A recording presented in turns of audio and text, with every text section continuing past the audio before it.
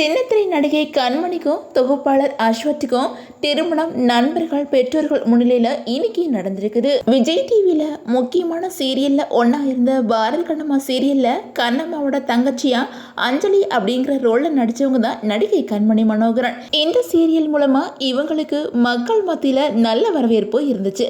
அதே சமயம் ஒரு கட்டத்தில் கண்மணி மனோகரன் பாரதி கண்ணம்மா சீரியல்லேருந்து திடீர்னு விலகிறதா சொல்லிட்டாங்க. அடுத்து ஜீ தமிழ்ல அமுதாவும் அனலட்சுமி அப்படிங்கிற சீரியலில் ஹீரோயினாக நடிச்சிருந்தாங்க. இந்த சீரியலும் மக்கள் மத்தியில் நல்ல வரவேற்பில் இருந்துச்சு.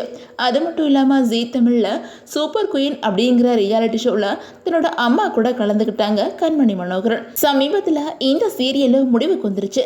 அதுக்கப்புறம் கண்மணி அடுத்து எந்த சீரியலில் நடிப்பாங்க அப்படின்னு எதிர்பார்க்கப்பட்ட நிலையில் கண்மணிக்கு சமீபத்தில் என்கேஜ்மெண்ட் முடிஞ்சிருக்குது. அதாவது சன் டிவியில் நிகழ்ச்சி தொகுப்பாளராகவும் சீரியல் நடிகராகவும் இருக்கிற அஸ்வத்துக்கும் இவங்களுக்கும் தான் சமீபத்தில் என்கேஜ்மெண்ட் முடிஞ்சிருக்குது.